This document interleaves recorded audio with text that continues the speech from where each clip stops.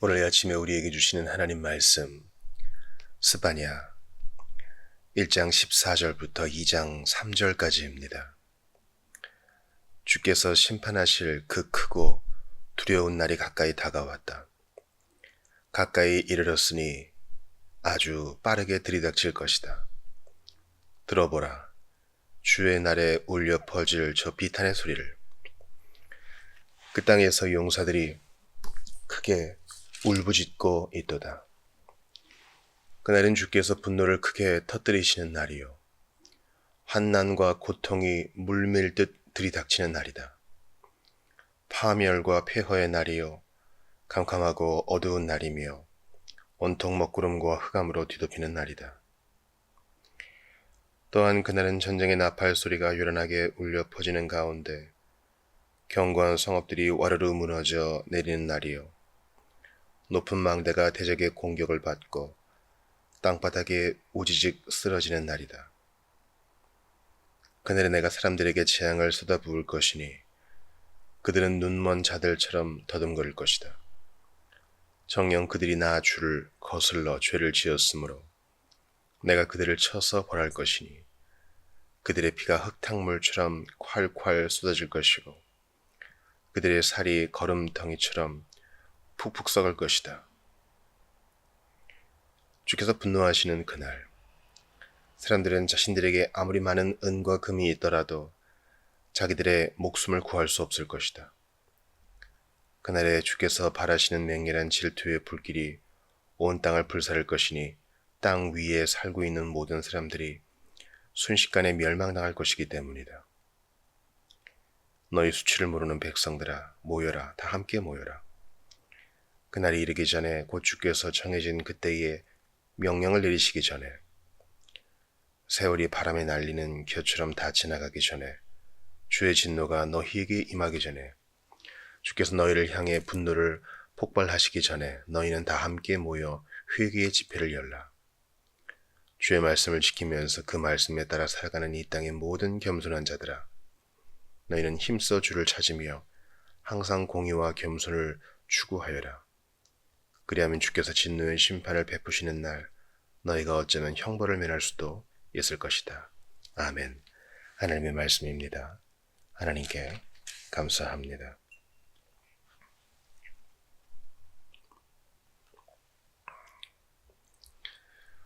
저는 우리가 요즘 다루고 있는 이 스바냐 말씀이 바로 이 시대에 우리가 받아야 할 바로 그 적합한 메시지가 아닌가 이런 생각을 합니다. 이것은 거의 확신에 가깝습니다.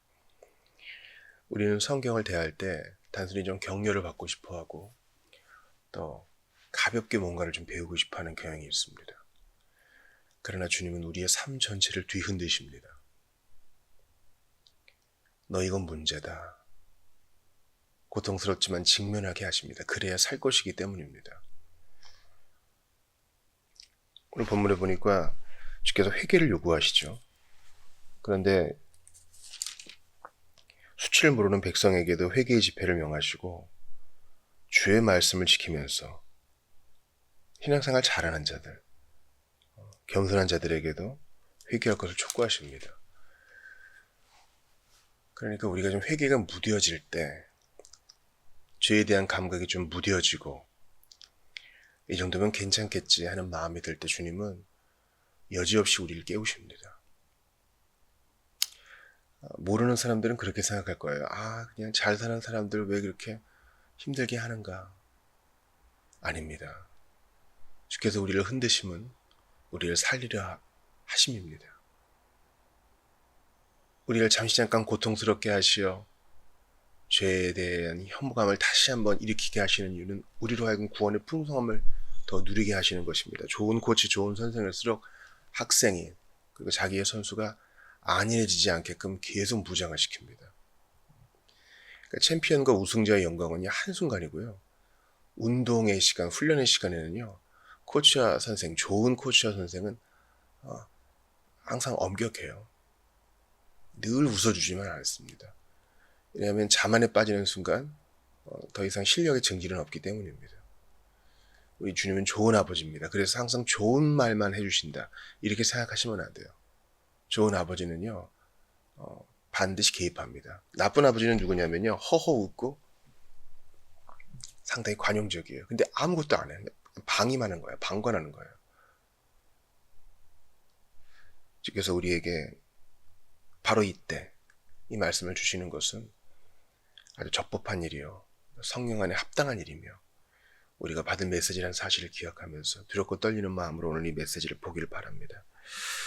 먼저 첫 번째 대지로 보고 싶은 것은 이 날이, 즉 주의 날이, 주의 심판의 날이 아주 가까웠다는 것입니다. 신속하게 임할 것이라는 것입니다.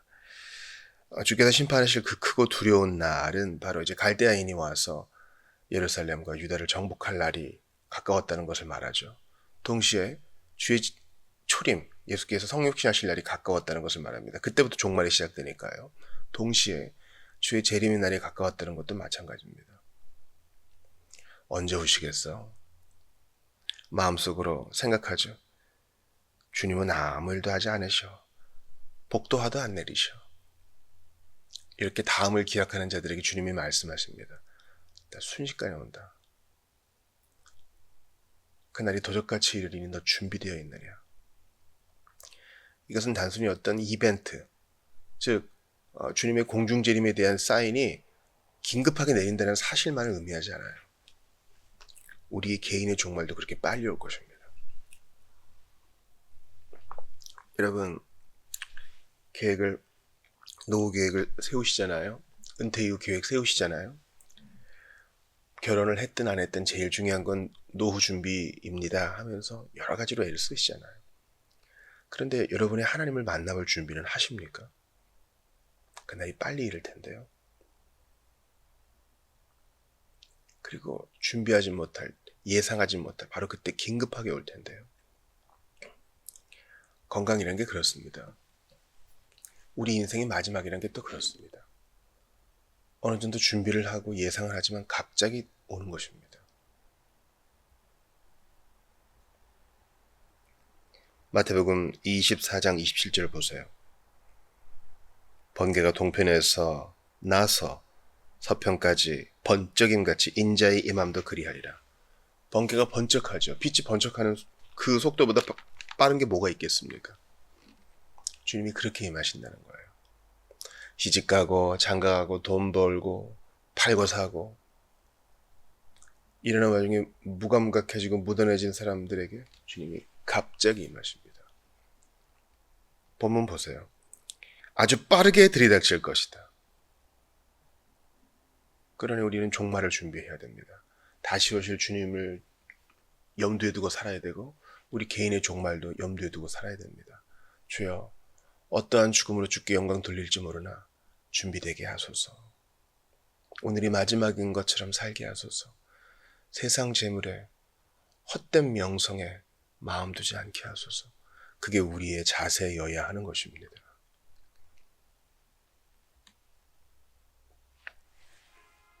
아니라고 부주의하며 아무 생각 없이 살아가는 백성으로 하여금 정신이 번쩍 들게 만드시는 것이 주님의 의도입니다. 이 말씀, 이 본문을 보고 단순히 어두운 마음만 갖게 하시는 게 아니에요. 주님은 정신을 차리게 하셔서 주의 때를 준비케 하십니다.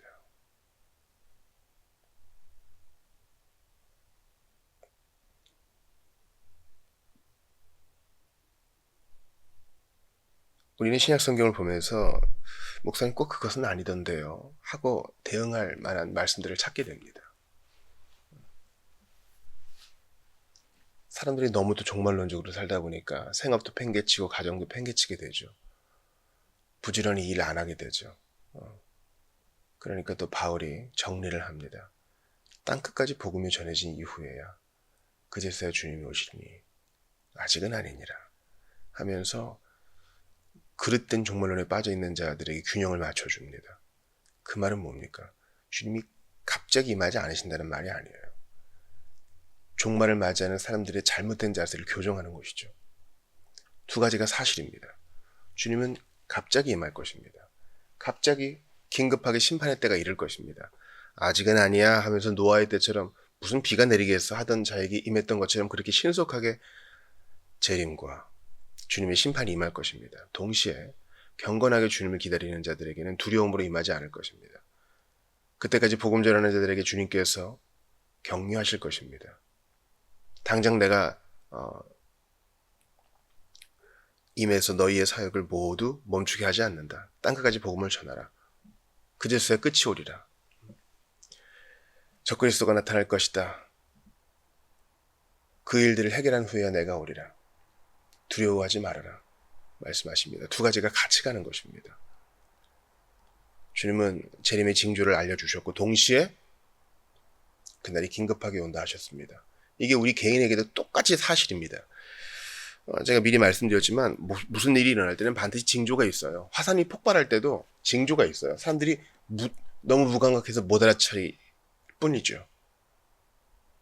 벌써 계기판에 미세하게 변화가 있습니다. 그리고 육안으로 보기에도 뭔가 좀 연기가 뿜어져 나오는 것이 보입니다. 주변에 새들이 이동을 시작합니다. 동물들이 불안해합니다. 그런 징조가 있죠. 그때 이제 미리미리 준비를 해야죠. 안 그러면 갑자기 화산이 터져버리는 것과 마찬가지입니다. 개인의 건강도 어떻습니까? 왠지 조금 가슴이 뻑뻑하고 소화도 잘 안 되는 것 같고 그래도 별 문제 있겠어. 징조가 있는데 자꾸 무시하는 겁니다. 다음 정기검진 때 가서 물어봐야지 하면서 당장 술을 쓰지 않는 것입니다. 징조는 계속 주어집니다. 눈도 조금 뻑뻑한 것 같고 숨쉴 때 조금 꺼끌거리는 것 같고 그러다가 갑자기 응급실에 실려가게 되는 일을 겪게 되는 것입니다.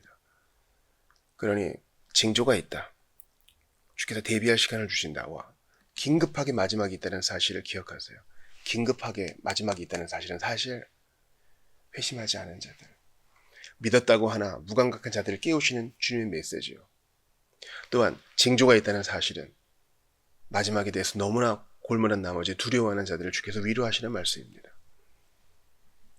그러므로 사랑하는 여러분, 아마 이 설교를 들으시는 분들 대다수는요, 마지막에 대한 종말에 대한 재림에 대한 개념이 희미해진 분들 많으실 거예요.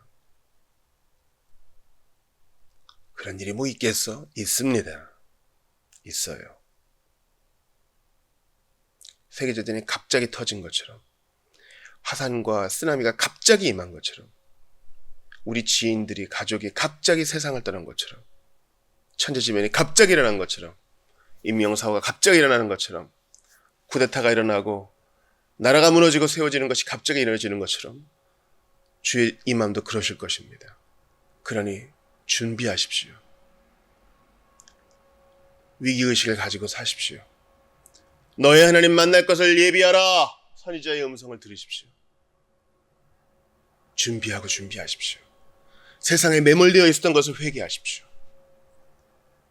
이것이 첫 번째 대지입니다. 두 번째 대지는 그날에는 우리가 가지고 있던 재물이 결코 우리를 도와주지 못한다는 사실입니다. 18절을 보세요. 주께서 분노하시는 그날 사람들은 자신들에게 아무리 많은 은과 금이 있더라도 자기들의 목숨을 구할 수 없을 것이다. 당연한 얘기입니다. 그 마지막 때에 재물은 주님의 심판으로부터 우리를 전혀 구해주지 못할 것입니다. 오직 하나님과의 관계만이 우리의 안전을 보장할 것입니다. 잠언 11장 4절을 한번 들어보세요. 재물은 진노하시는 날에 무익하나 공의는 죽음에서 건지느니라. 재물은 진노하시는 날에 아무 도움이 안 돼요. 근데 공의가 죽음에서 건진다 그러죠. 즉 우리를 의롭게 하시는 하나님과의 바른 관계, 예수 그리스도를 믿고 예수님의 의로우심을 덧입고 나의 죄책은 주님께 모두 내어드린 자, 그런 이중 전거를 경험한 자, 믿음으로 의롭게 된 자는 생명을 얻습니다. 영생을 얻게 되는 것입니다. 전도서 5장 13절도 한번 들어보시죠. 내가 해 아래에서 큰 패단되는 일이 있는 것을 보았나니 곧 소유주가 재물을 자기에게 해가 되도록 소유하는 것이라. 이 심판의 날에 이 재물은 그 갖고 있는 사람에게 해가 되고 말았습니다. 왜 그렇습니까?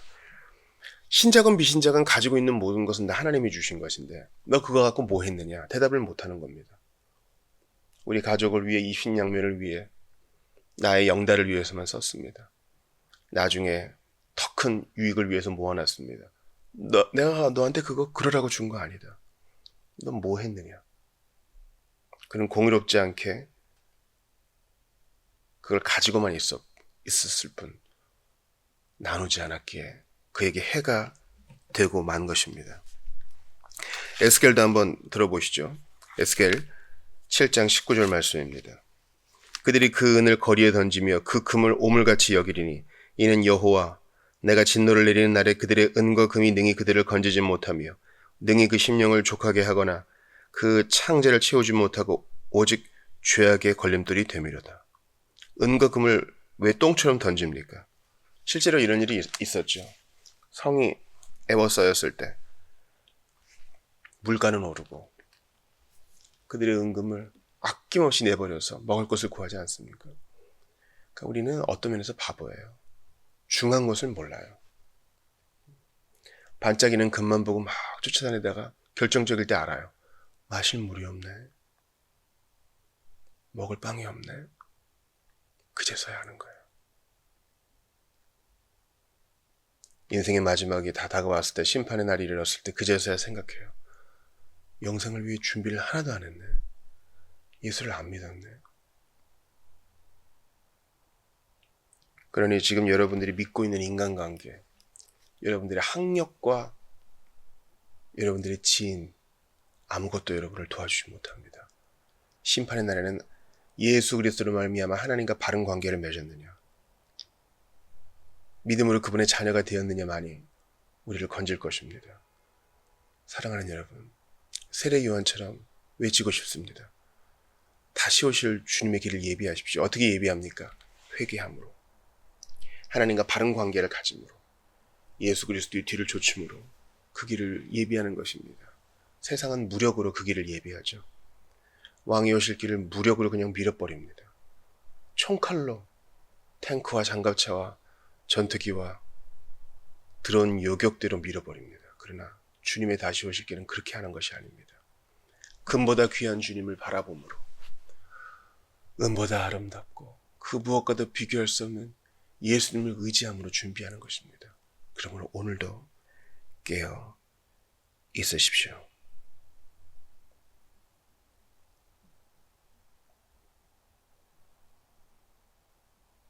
마지막으로 여러분에게 나누고 싶은 세 번째 대지는, 주께서는 이러한 심판을 예언하셨지만 벗어날 수단도 주신다는 겁니다. 그 벗어날 수단은 바로 모이는 것과 긴급하게 회개하는 것입니다. 모여 회개하는 것입니다. 2장 1절부터는 바로 그러한 해결책을 주님이 제시해 주시죠. 너희 수치를 모르는 백성들아, 모여라, 다 함께 모여라. 모여라, 다 함께 모여라. 모여서 회개의 집회를 열어라. 또한 3절에 보니까 주의 말씀을 지키면서 살아가는 모든 자들에게도 말씀하십니다. 사랑하는 여러분, 모여야 됩니다. 이럴 때일수록 모여야 합니다. 모여서 회개해야 됩니다. 집단적으로 회개해야 됩니다. 개인적으로 회개해야 될 뿐만 아니라 집단적으로 모여서 회개해야 됩니다. 왜냐하면 우리가 바르게 서지 못함으로 우리의 가정과 사회가 신음했고 피조물 전체가 신음했기 때문입니다. 우리는 더 큰 시너지를 만들어내요. 복음의 긍정적인 에너지로 열방을 섬겼어야 되는데 그러지 못한 것도 회개해야 되는 것입니다. 사실 교회란 것은 신자들의 모임입니다.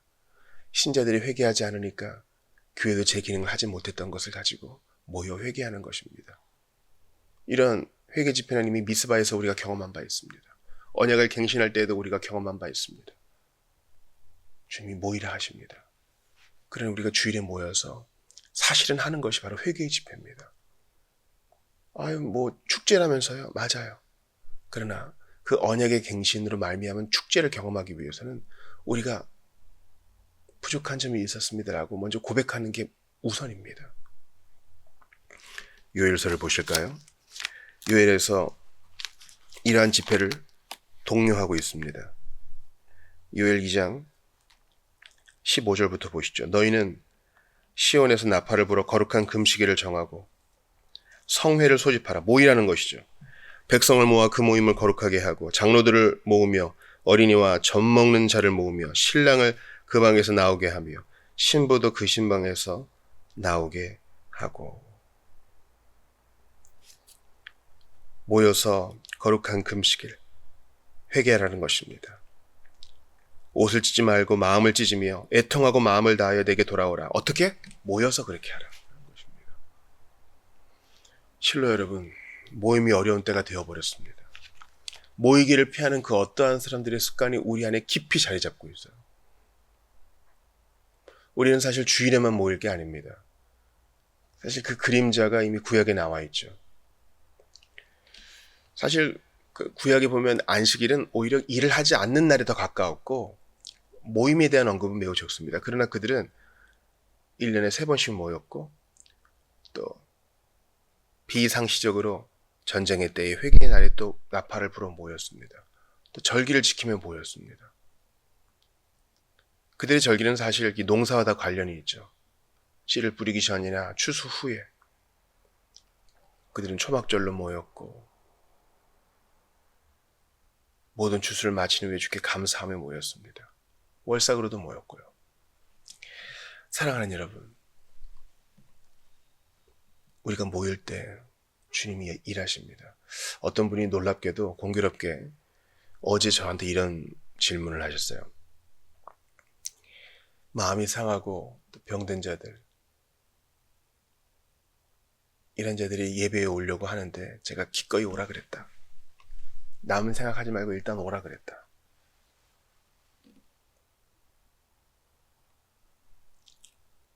그때 질문이 들어옵니다. 그렇게 병리적으로 어려움을 갖고 계신 분들이 영적으로 그렇든 육체적으로 그렇든 병을 가진 분이 이렇게 모인다고 무슨 일이 벌어지나요? 제가 그렇다 그랬습니다. 그 사람이 예수님의 이름으로 모인 곳에 주님이 우리와 함께 하시겠다 그랬거든요. 예수님은 치료의 주님이시기 때문에 치료의 광선을 받아서 무슨 일이 일어나게 하세요. 우리가 예전에 잘못된 신유 집회에서 보듯이 바로 그 순간에 뭐가 나왔습니다. 금리빨이 생겼습니다. 그런 얘기를 하는 게 아니에요. 어떤 식으로든 주님이 낫게 하세요. 그게 주의 뜻이라면 낫게 하셔요. 그렇게 주님의 영광을 드러내는 일이라면 그렇게 하셔요, 주님. 분명히 우리 모임 가운데, 작은 모임 가운데 예수님이 임재하셔서 무슨 일을 일어나게 하세요. 그것은 마음의 회개와 질병의 고침까지 다 해당됩니다. 제가 기대감을 가지라고 그랬어요. 우리가 모이는 건 우주적 사건이다. 모일 때 회개하면 하나님께서 영광 받으시고 하늘의 천사들도 기뻐하고 알아보려고 한다. 예배를 위해서 모이면 주께서 하늘문을 여시고 그 임재를 우리에게 쏟아 부으시며 치유를 시작하신다. 제가 기대하라 그랬어요. 우리가 모여서 회개하며 예배할 때 주님이 큰 일을 이루십니다. 어떤 분이 그러시잖아요. 예배할 때 진짜 치유를 경험했다고. 축농증이 낫고 암이 낫고 우울증이 낫고 지금도 주님은 넉넉하게 그렇게 일하십니다. 동시에 우리가 뭐라 표현할 수 없지만 마음에 응어리진 것이 낫고 예전에는 집에서 은둔생활만 했는데 이제는 기꺼이 사명을 수행하는 자가 되고 놀라운 치유와 회복이 이루어집니다. 언제? 모일 때.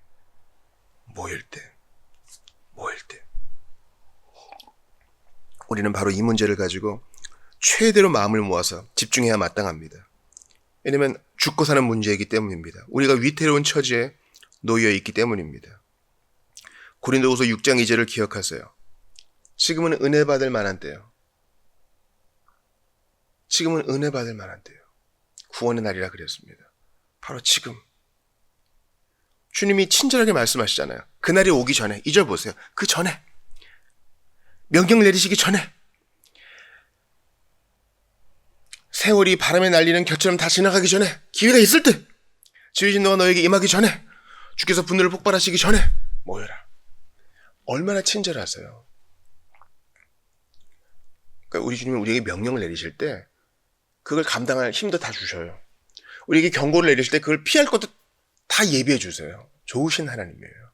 근데 그걸 알고도 부득부득 나 몰라 하시는 분이 있다면 핑계대지 못할 겁니다.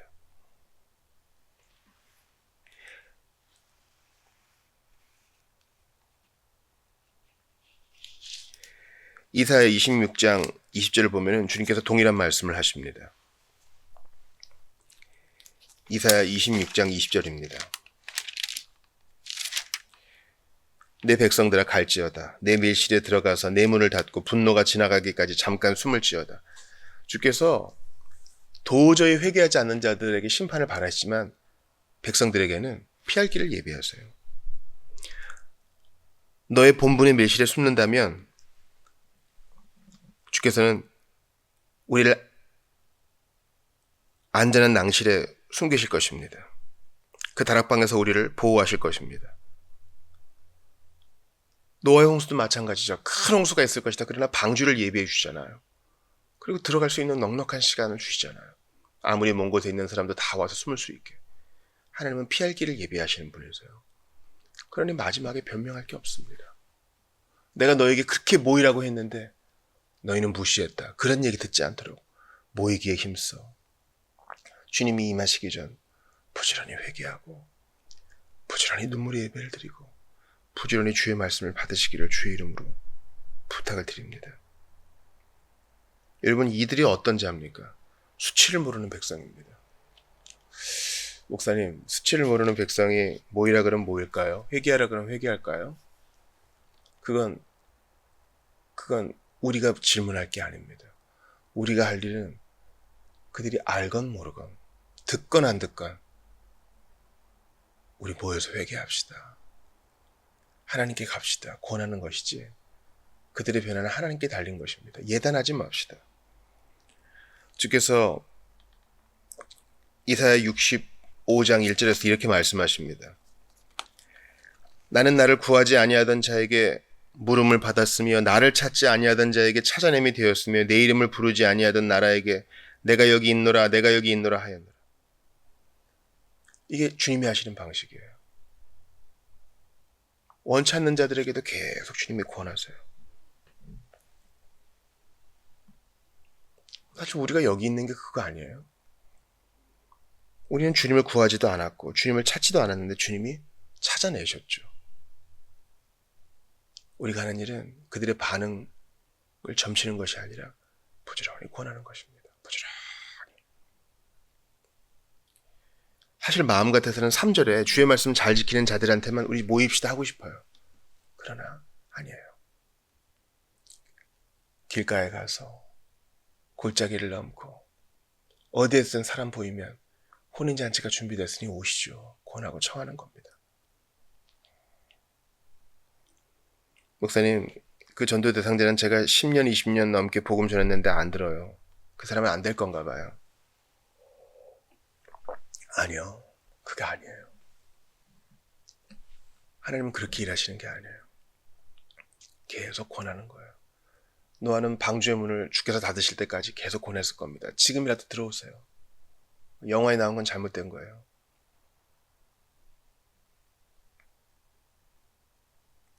우리는 오늘 본문을 통해서 회개의 간절한 권고를 보았습니다. 우리 신앙생활의 요체는요, 예수 그리스도의 죽으심과 부활을 앞에 딱 두고 오늘도 회개하며 돌이키고 다시 그 메시지를 붙드는 겁니다. 곧 회개하는 마음으로 주 앞에 옵니다. 단순히 슬퍼하기만 하는 것이 아니라 모여서 생각하는 거예요. 다시는 같은 길로 돌아가지 않기 위해 우리가 어떻게 해야 되는가? 지성을 쓰는 거예요. 혼자 있는 시간을 줄여야 되겠다. 육체적으로 피곤하고 정서적으로 메마를 때 혼자 있지 말아야 되겠다. 더욱더 모이기 힘써야 되겠다. 집안에 혼자 공상하는 시간을 줄여야 되겠다. 정기적인 집회에 참석해야 되겠다. 이렇게 지성을 써서 계획을 짜는 겁니다. 여러분, 회개하는 게 단순히 눈물 한 번 흘리고 콧물 한 번 흘리는 게 아니에요. 잘못했습니다 하고 끝나는 게 아니에요. 다시 그러지 않기 위해서 모여서 집단 지성을 활용하는 겁니다. 어떻게 하는 게 좋겠습니까? 우리 서로 연락합시다. 어떻게 하는 게 좋겠습니까? 우리 부지런히 한번 봉사를 해서 그 시간 동안 한번 같은 일에 빠지지 않도록 서로 한번 격려합시다. 오히려 적극적인 사업을 해서 주님을 위한 사업을 해서 악을 물리치는 것입니다. 주님이 모여 회개하라 하십니다. 모일 때 시너지가 발생합니다. 우리가 오후 모임만 해도 서로의 감상만 나누어도 배울 게 많잖아요. 야, 형제님 어떻게 그렇게 정직하십니까? 자매님, 내가 생각하지도 못했던 것들을 나눠주셨습니다. 지체들의 결심과 또 은혜 받은 것을 통해서 도전을 받아요. 주일에 생각지도 않았던 일들이 벌어졌죠.